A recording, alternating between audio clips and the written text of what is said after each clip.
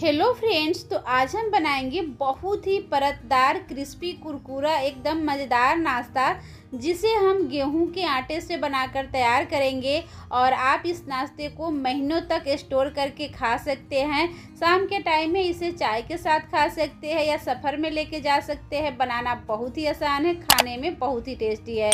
तो चलिए बनाना शुरू करते हैं। वीडियो पसंद आए तो प्लीज़ वीडियो को लाइक शेयर, और चैनल पर नए हैं तो चैनल को सब्सक्राइब जरूर कर दीजिएगा। तो इस रेसिपी को बनाने के लिए यहाँ पर हम ले लिए हैं 1 कप गेहूं के आटा। आप इसे ग्राम में वजन करेंगे ना तो ये 200 ग्राम जितना होगा। इसे हम एक बड़े से बर्तन में रख लिए हैं और साथ में ही हम इसमें डाल लिए हैं आधा कप मैदा। आप चाहे तो इसे सिर्फ गेहूं के आटा में भी बना सकते हैं। इसी के साथ इसमें डाल लिए हैं स्वाद के अकॉर्डिंग नमक, और साथ में ही हम इसमें फ्लेवर के लिए डाल दिए हैं आधा छोटा चम्मच अजवाइन। अजवाइन से बहुत ही अच्छा फ्लेवर आता है और ये पाचन के लिए भी अच्छा होता है। इसी के साथ इसमें हम 1 चम्मच डाल देंगे कस्तूरी मेथी। तो कस्तूरी मेथी को ना इस तरह से हथेली पर रखकर हल्का क्रश करते हुए डालिएगा, इससे बहुत ही अच्छा फ्लेवर आता है। कस्तूरी मेथी है तो ज़रूर डालिएगा, नहीं है तो कोई बात नहीं, इसके बिना भी आप बना सकते हैं। इसी के साथ मोयन के लिए इसमें हम डाल दिए हैं 2 चम्मच रिफाइंड ऑयल। आप रिफाइंड ऑयल के जगह पर घी इसमें डाल सकते हैं, लेकिन यहाँ पर ध्यान देने वाली बात, आप इसमें सरसों के तेल नहीं डालिएगा। और अब हम इन सभी चीज़ों को इस तरह से हाथों से मसलते हुए 2 से 3 मिनट के लिए अच्छे से मिलाएंगे। इससे क्या होगा ना, हमारा जो ये नाश्ता है ना एकदम क्रिस्पी और खस्ता बनेगा। तो इसी तरह से आप इसे 2 से 3 मिनट के लिए मिलाएंगे ना, तो आप देखेंगे ये आटा बिल्कुल मुलायम हो जाएगा, यानी कि इसका टेक्सचर बिल्कुल चेंज हो जाएगा। तो इस तरह से मुट्ठी बांध के देखना है। जब मुट्ठी बंध रहा है इसका मतलब इसमें मोयन अच्छे से हो गया है। अगर मुट्ठी नहीं बंध रहा है तो थोड़ा सा ऑयल डालकर इसको थोड़ी देर के लिए और अच्छे से मिला लीजिएगा। तो यहाँ पर इसमें मुट्ठी अच्छे से बंध रहा था, इसका मतलब इसमें मोयन अच्छे से हो गया है। तो अब इसमें हम थोड़ा थोड़ा करके पानी डालेंगे और मिलाते हुए इसका हम सॉफ्ट सा डो लगाकर तैयार करेंगे। तो यहाँ पर डो ध्यान रखिएगा, टाइट नहीं लगाना है, डो हमें सॉफ्ट लगाना है। रोटी के लिए डो लगाते हैं ना, उससे भी इस डो को थोड़ा सॉफ्ट रखना है। तो यहाँ पर डो हमारा बनकर तैयार हो चुका है। तो अब हम इस डो को ढक कर रेस्ट पर रख देंगे ताकि डो अच्छे से सेट हो जाएगा। तब तक हम आगे के तैयारी कर लेते हैं। तो अब हम यहाँ पर ले लिए हैं एक बाउल, और इसमें हम डाल लेंगे 2 चम्मच मैदा। आप मैदा की जगह पर गेहूं के आटा भी ले सकते हैं। साथ में हम इसमें डाल लेंगे 3 चम्मच तेल। और अब हम यहाँ पर इन सभी चीज़ों को इस तरह से अच्छे से मिक्स कर लेंगे, और इस तरह से मिलाते हुए इसका हम पेस्ट बनाकर तैयार कर लेंगे।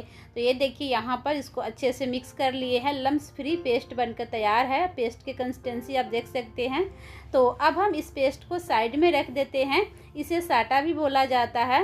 और अब हम यहाँ पर जो डो रखे थे ढक कर ना, उसका ढक्कन हटा लिए हैं, और ये देखिए डो हमारा अच्छे से सेट हो गया है। तो इसको हम एक बार और हाथों से इस तरह से मसलते हुए मिला लिए हैं ताकि डो चिकना हो जाएगा। और अब हम इस डो को लेंगे और इस डो को 2 पार्ट में बांट लेंगे, यानी कि इसका 2 बड़े साइज के लोई बना लेंगे। तो एक लोई को हम अभी रख देंगे इस बाउल में, और एक लोई लेंगे और इसको इस तरह से हथेली पर घुमाते हुए इसको हम पेड़ा के शेप दे देंगे। तो ये देखिए इस तरह से लोई बना लेना है। और अब हम इस लोई को एक चकले के ऊपर रखेंगे, और यहाँ पर अब हम बेलन लेंगे और बेलन से इसको 1 से 2 बार इस तरह से बेल लेंगे। इसे ज़्यादा नहीं बेलना है, बस 1 से 2 बार बेलन चलाना है। इसके बाद यहाँ पर एक चाकू लेंगे और इस चाकू से इस तरह से इसको 4 पार्ट में कट कर लेंगे। और इसके बाद अब हम इसमें से एक एक पीस उठाएंगे और इस तरह से एक दूसरे के ऊपर रख लेंगे। तो इस तरह से चारों पीसेस को एक के ऊपर एक इस तरह से रख लेना है, और इसके बाद अब हम बेलन इसके ऊपर चला लेंगे। तो यहाँ पर फिर से 1 से 2 बार ही हमें बेलन चलाना है, और इसके बाद फिर से हम इसे इस तरह से 4 पीसेस में कट कर लेंगे। यानी कि यहाँ पर हमें ये वाली प्रोसेस 3 से 4 बार ज़रूर करना है, इससे हमारे नाश्ते में बहुत ही अच्छा लेयर आएगा।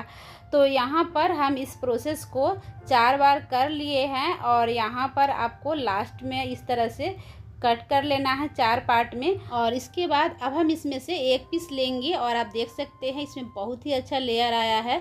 तो अब हम इस पीसेस को इस तरह से हथेली पर रखकर इस तरह से लोई बना लेंगे। तो यहाँ पर चारों पीसेस को हम इस तरह से लोई बना लिए हैं। 4 लोई बनकर तैयार हो गया है। तो अब हम इस तीनों लोई को साइड में रखेंगे और एक लोई को चकले के ऊपर रखेंगे। इसके ऊपर थोड़ा सूखा सा आटा या मैदा लगाएंगे और इसके बाद इस तरह से इसको हम बेल लेंगे। जैसे नॉर्मल रोटी बेलते हैं ना, उसी तरह से बेलना है। लेकिन यहाँ पर ध्यान रखने वाली बात है, रोटी से इसका थिकनेस पतला होना चाहिए, यानी कि जितना पतला बेल सकते हैं उतना पतला इसे बेल लीजिएगा। तो ये देखिए यहाँ पर मैं रोटी से भी इसे पतला बेलूँ, यानी कि बहुत ही इसको हम पतला बेले हैं। और अब हम इस रोटी को एक प्लेट में रख लेंगे और इसी तरह से तीनों लोई को भी बेलकर तैयार कर लेंगे। तो यहाँ पर हम 4 रोटी बेल लिए हैं। तो अब हम क्या करेंगे, यहाँ पर जो हम पेस्ट बनाकर अभी रखे थे ना, उस पेस्ट को लेंगे और इस रोटी के ऊपर पेस्ट रखेंगे और इसको अच्छे से हाथों से इस तरह से फैलाते हुए इस पेस्ट को पूरे रोटी में अच्छे से लगा लेना है। इससे आपके नाश्ता में बहुत ही अच्छा लेयर आएगा। और इसके बाद अब हम दूसरा रोटी लेंगे, इसके ऊपर रखेंगे, फिर से इसके ऊपर पेस्ट डालेंगे और फिर से इस पेस्ट को इस तरह से फैलाएंगे, फिर से दूसरा रोटी रखेंगे, यानी कि इसी तरह से चारों रोटी को हमें इसके ऊपर चिपका लेना है। इसके बाद लास्ट में इसके ऊपर हम पेस्ट रखेंगे चौथे रोटी के ऊपर और फिर से इसको इस तरह से फैलाएंगे और अब हम इस रोटी को इस तरह से पकड़ के फोल्ड कर लेंगे। और इसके बाद इसके ऊपर हम थोड़ा सा पेस्ट रखेंगे और इस पेस्ट को हम इसके ऊपर इस तरह से लगा लेंगे और इस साइड से भी रोटी को उठाकर इसके ऊपर इस तरह से रखेंगे और हल्का प्रेस करेंगे और यहाँ पर इसके ऊपर हम फिर से पेस्ट लगाएंगे। और अब हम क्या करेंगे, इस रोटी को इस तरह से फोल्ड करेंगे और इसके ऊपर भी हम इस तरह से पेस्ट लगा देंगे। इसके बाद अब हम इस साइड से इस तरह से उठाते हुए इसको फोल्ड करेंगे, यानी कि इसको एक पॉकेट के शेप दे देंगे।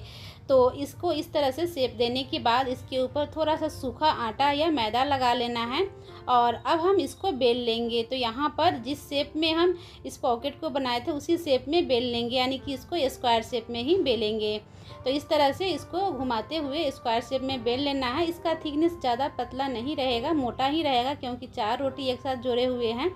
और इसको इस तरह से बेलने के बाद अब हम इसको 1 से 1.5 इंच के गैप रखते हुए इस तरह से लंबे स्ट्रिप में कट कर लेंगे। यहाँ पर आप इसका साइज़ थोड़ा बड़ा या छोटा अपने अकॉर्डिंग कर सकते हैं। इसके बाद अब हम इसको दूसरे साइड से भी इस तरह से कट कर लेंगे।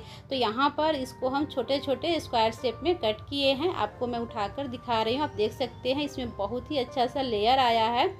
तो इसी तरह से बाकी भी बनाकर तैयार करेंगे। यहाँ पर इसे बनाने में ज़्यादा टाइम नहीं लगता है, क्योंकि एक बार में ढेर सारा पीसेस बनकर तैयार हो जाता है। तो यहाँ पर हम सभी को बनाकर एक प्लेट में रख लिए हैं और इसको लेकर हम आ गए हैं गैस की तरफ। यहाँ गैस पर एक कढ़ाई में तेल गर्म होने के लिए पहले से रख दिए थे।